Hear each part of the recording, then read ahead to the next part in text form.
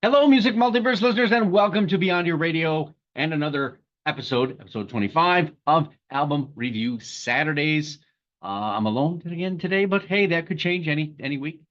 So, Album Review Saturdays is an extension of our article section on beyondyourradio.com. So, if you want all the written format and links, they are there for you to enjoy, including my sense of humor. Um, as always, if you like what we're doing here, please like, subscribe, comment. We love the comments that leave your mark on the channel, as we say. If you've done so already, obviously, we appreciate that very, very much. On the program, on the article side of things as well, it's Airbag's latest, The Century of the Self. Then we got Greenleaf, The Head and the Habit, and Inherits the Void, Scars of Yesteryears. And I have a plethora of editions this week as I stay in the heavy side of things. So it's time to get heavy, then heavier, and then crushing. So I usually try to mix it up, but the heavier material has been piling up, and I just couldn't wait to get it out there. Obviously, there's lots to discover in all the music genres lately. It's so hard to keep up with everything if I'm only doing 6 or 7 a week, but it just is what it is, right? So let's start off with Airbag, The Century of the Self. This is my first venture into the Oslo, Norway progressive rock band that was formed back in the mid 2000s. And when I originally saw their name, actually, I got it mixed up with a band from Argentina back a while ago. So I really kind of left it there, forgot about it until Ken Goldman from the Professor's Picks on Sea of Tranquility mentioned it. And obviously, when Ken Goldman speaks of Prague, one tends to listen, I would hope. So after years of not listening, I decided this would be the album I would start my venture on. So The Century of the Self is an aptly titled recording. The human condition is definitely pursuing selfishness beyond that which we can comprehend in the modern era. Maybe we're going back to caveman-like approach, if you will. The band seems to have a progressive Riverside meets Pineapple Thief pulse on this. It's a very mood-driven 5-track recording. It kicks off with Dysphoria. It's the perfect first slow developing firework off the bow of current life. In my opinion, it's epic in its range and scope. It inflicts as much as it demonstrates in orchestration, riff, and lyric. It also a great first song, I think, for me to start off as a listener. So easily accessible, yeah, I would say so. In the prog world, this isn't hammering you with flute and all kinds of craziness. This is definitely more of an atmospheric approach to prog. Remember, I have no prior knowledge except the misconceptions of this band being Radiohead-like, considering their name Airbag. So I did not get any Radiohead on this record whatsoever. There is plenty of Pink Floyd guitar breaths that are simply outstanding and important to the album, to the bridge work of it, from songs. My ear felt like it was a prophetic pause as you digest and prepare for the construct of the music to change. The bass also played heavily into this as well, as it held it all together during the solos. So I've been searching for years to describe this kind of vocal, okay, and I still haven't done a really good job of it. Is this a standard storytelling voice with enough basic range and inflection? Seems a little unflattering, and it's not unflattering. It's a really good vocal. Is it a low-key, dark, emotional vocalization that has a hint of industrial tint? Per se. I still can't describe it, damn it. I thought I could, but as I was writing and doing this, I still can't describe it. I just think it says that a little bit goes a long way. I liken it to the Water Boys meets Pineapple Thief meets Riverside. So if that's the mesh you're looking for, it is definitely serious. There's a tonal a compromise going on so that it fits the orchestration of the music. So it doesn't outshine or outreach. I think it really allows the music to drop the mic instead of a vocal, which sounds right to me. As the album moves forward, Erase and Tear It Down really bring you to the urgency that's deployed in the music. Erase being a simply written song in lyric, but really complex in its mood and nature of the musicianship.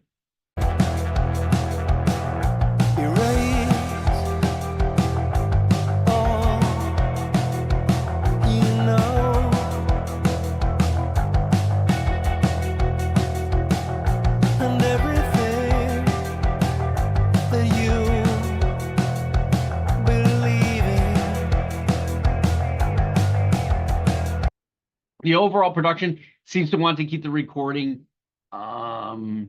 sort of all within a close range, front, middle.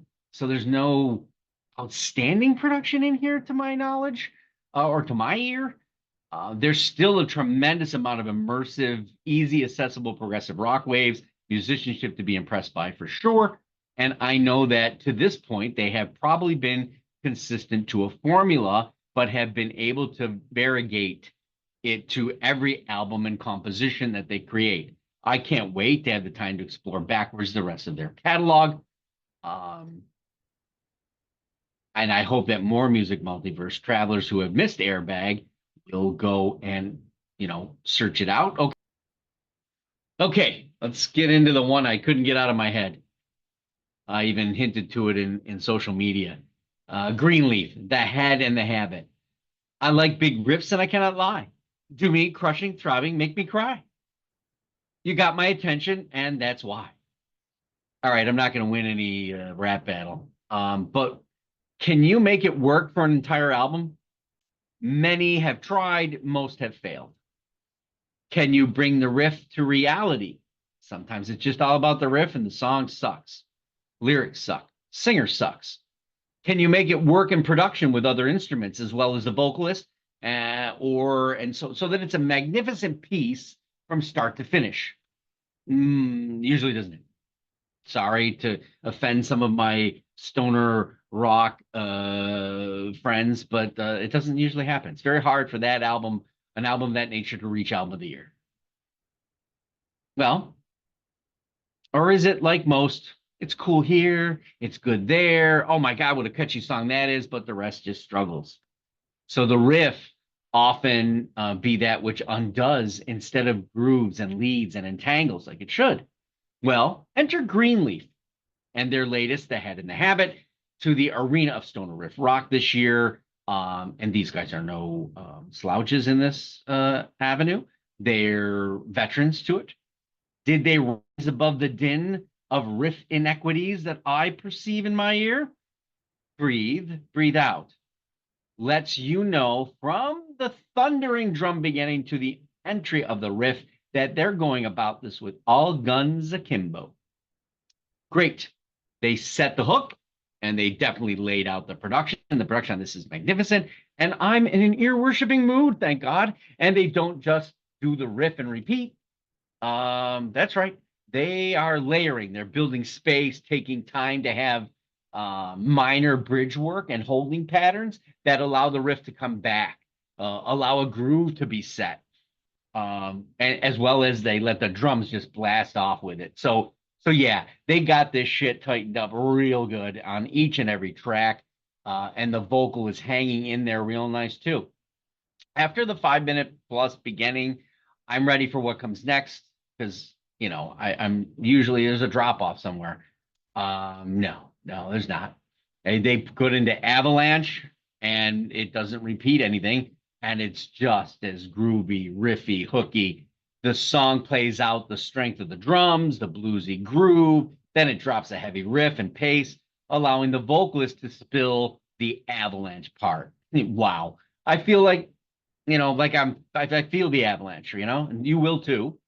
So now the vocal is definitely being brought in by some sort of like psychedelic pitch microphone modification, which is fine, but it works with the massive construct that is this band's heavy riff and drum work, bass work.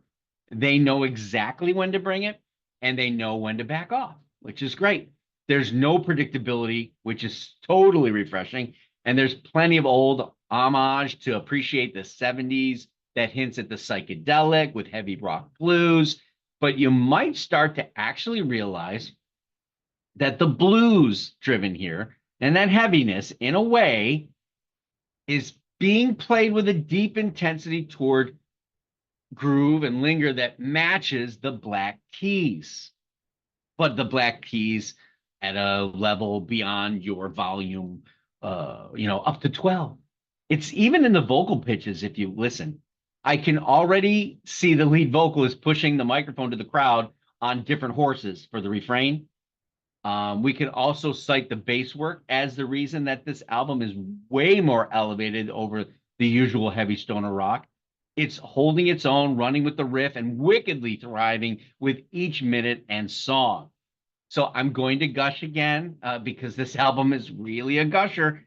The track that sets this whole album off and literally ear-washed everything I've heard this year is A Wolf in My Mind, which is actually sort of the title track with the head in the heart, the head in the habit. This moved the vocal 70s mojo to the front, put the groove in the front, and let the band tease you before it blasts away. The standards are no longer low when it comes to the style and genre. Greenleaf has taken off the gloves, dropped conventional, and found a perfect way to amp everything up, reformulate, and serve it up way above standard blues rock records. And it puts the band at a completely unique front and center, kind of despite the wicked pace. They elevate the drummer. It's just not about the riff. They let the riff be more. They let the band be more. Again, I can't express how groove riff-tastic this album really and truly is. So, if you don't believe me, Dandelion, if you're still not convinced.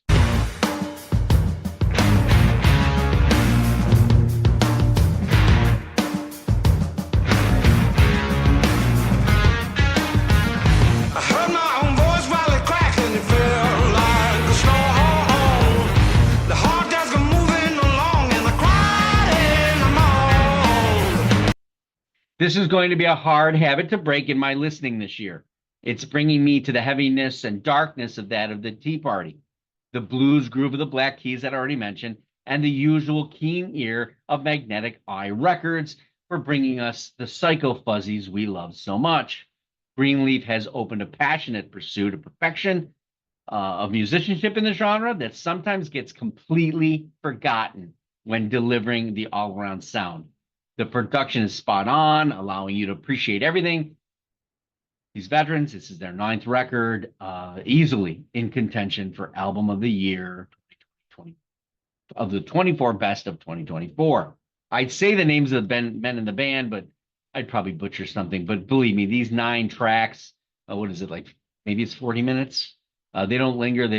It's really good. Really good. Great record. Not good, just great. If you love the stoner rock blues, 70s and today, you get on it. All right, heavier to heaviest maybe. We'll see. Here comes Inherits the Void. Welcome to the passionate pounding of post-metalcore with very much unclean vocals from start to finish, where the total concept is usually to make your ears thrash madly as you search for equilibrium of acceptance. What the hell am I saying? I'm just saying it's too much.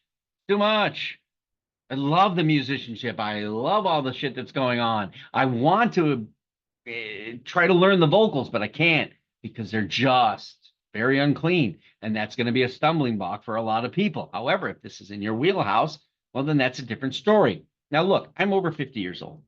I'm a product of the 70s and 80s, birth and late 70s, early 80s. And you all know I'm a Canadian rock alt lover.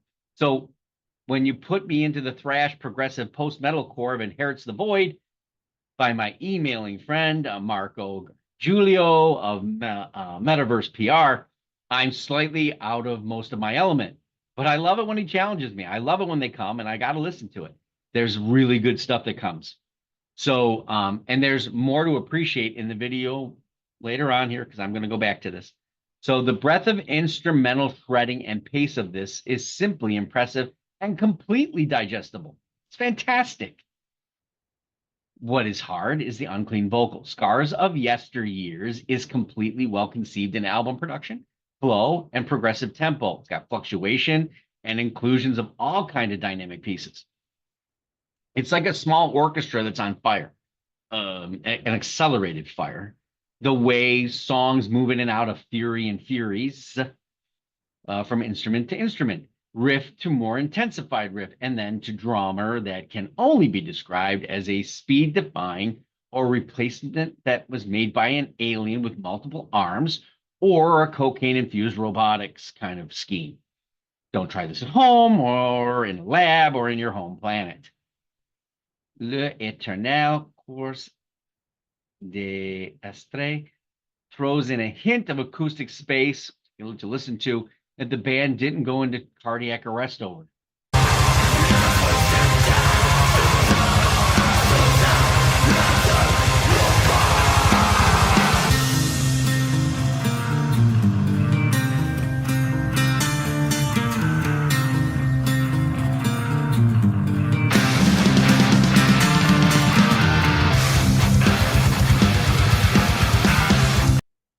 Okay, so I've saved the best part for last. This is one man. You're not impressed? Okay. He's French. And the last time I've seen relentless anger present in anyone French would be at the fact that they wanted to sue over the word champagne. I know you're somewhat stupefied now, right? If you're not into the scene already, with bands like Niche or Monarch or Dirge, or even Gojira, which would be swallowed whole by this individual named A, that's his name. Come on, he's not French Canadian. He's not going to apologize, and he's not going to be toning it down. This is what he delivers. This is what he loves, and he's passionate about it. I hear it. I feel it. I just can't understand the words, and of course, some of it's probably in French and other parts in English. But I definitely had a ball listening to it, and I think you will too. I'm still trying to piece together lyrically most of it, but I'm still driven to the ultimate pounding, the pace, the pushing melodies exuded through this one-man French doom metal maestro. Scars of Yesteryear will be a tremendous treat for those in this wheelhouse, but it can also be an ear-opening thrashing for those that have had a hint of this or a hard time putting themselves in front of such a blistering metal locomotive with an unclean vocal of this nature. I think you should give Scars of Yesteryears a try. All right, so what do I have extra for you today? I've got a lot. Let's start out with Vastigr, The Path of Perdition. This is a doom atmospheric metal band with progressive tendencies and ambient catharsism, we'll call it. It's very engaging.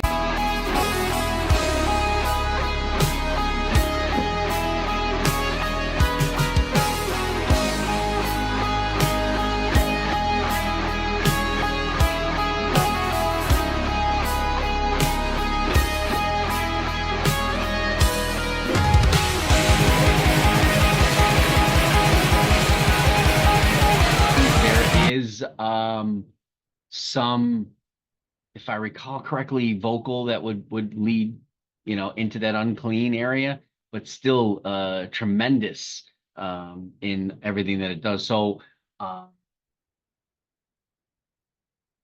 they're from Italy. This also from avant-garde music and a real cool doomy piece. And it was between Inherits the Void and this. I was kind of circumventing which one would get more coverage. All right, so next up, we've got Desert 12, The Last Dark Wood. Now, this is rock psychedelia. They are from Italy as well. This is a sonic type of record to some degree. A lot of rock, maybe a little stoner in there.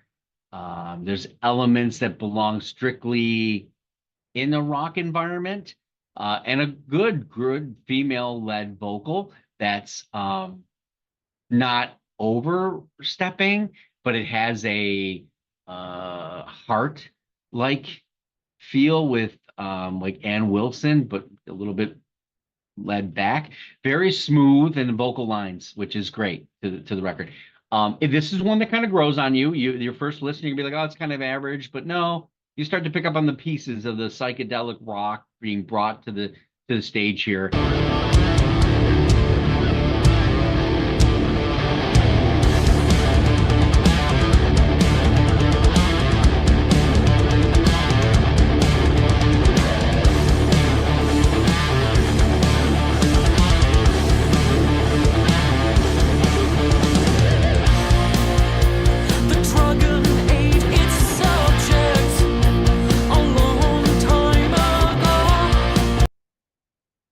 Okay, so let's take a step away from the heaviness and rock and stuff, but let's not leave Italy. Okay, let's go where we don't think Italy goes. How about some shoegaze or indie rock shoegaze or dream pop kind of feel to this? This band is called Swan-Seas. I get that kind of a fuzzy Cure, and then even a little throwback 70s vocal structures and recording styles that are kind of cool. So Songs in the Key of Blue is the name of the album.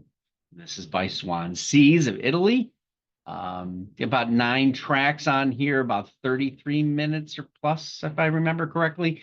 The songs revolve around classic guitar, bass, drum triangles, but the sound palette is often enriched with electronic inserts, if you will. The musical part of it blends a 90s feel more and a little shoegaze, dream pop again, coming back in.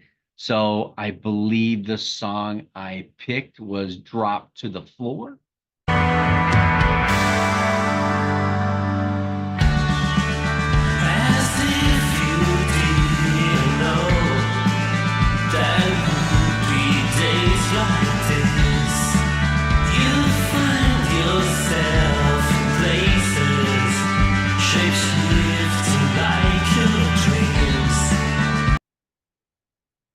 So that's kind of a little bit different, right? Let's talk about Sons of Arrakis. Get back on our rock recording side, but let's go into Canada, Montreal, Canada. This is volume 2, or Sons of Arrakis 2. So how do you describe these guys? Well, first of all, obviously there's a Dune type of connection here. I won't go as to how far. I'm not an aficionado of the Dune novels, but I do know that much is there. Back in 2022, they released number 1. This is number 2. And I would say you're looking at like a sci-fi rock, stoner rock embellishments. Kind of could be in a Doom position, but really, really good stuff. I enjoyed the riffs that they had, the attention to detail of each song as they moved forward. The song I chose is High-Handed Enemy for you to listen to.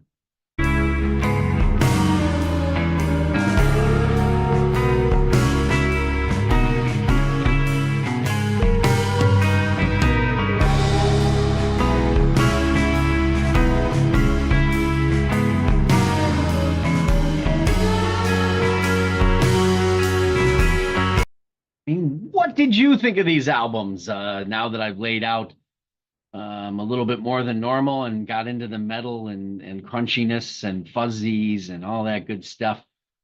Did you give them a try? What did you think? I'd love to see the comments in the sections. Again, this Greenleaf record is an amazing stoner rock record. If you're into that, you need to have this. It needs to be on your list. It needs to be on your radar. The Airbag, it's a really good, accessible, progressive rock record. And of course, if you want to go all guns akimbo into Crazyville with the solitary French metalcore progressive rocker, Scars of Yesteryears, that should be something of magnitude, I'm sure. I obviously want to thank Avant-Garde Music and Marco for sending me stuff. Obviously, all these other lovely music and record labels that are doing these kind of things and sending it out there. We love it here at Beyond Your Radio. Send us anything, anytime you want. We'll listen to it. We'll put it out there. Some of those will be featured, and some of them will be in my babble at the end, trying to get as much in. We'll see you next weekend where we feature Mary Spender's new record. Yes, that's right. The YouTube sensation that was letting you know about her musical journey, and her new record is out. I did get a chance to listen to it. I'm hoping to get some other panelists on there, so it's just not my opinion alone. And Scene Queen, which is going to give us a little bit of that femcore that we've been missing, apparently. On Beyond Your Radio, you can catch the rest. So go to beyondyourradio.com. Articles there and links to all the shows. Follow us on Facebook, Twitter, Instagram, and YouTube, of course. Go Beyond Your Radio with us, a real music appreciation channel. Thanks for watching and happy listening.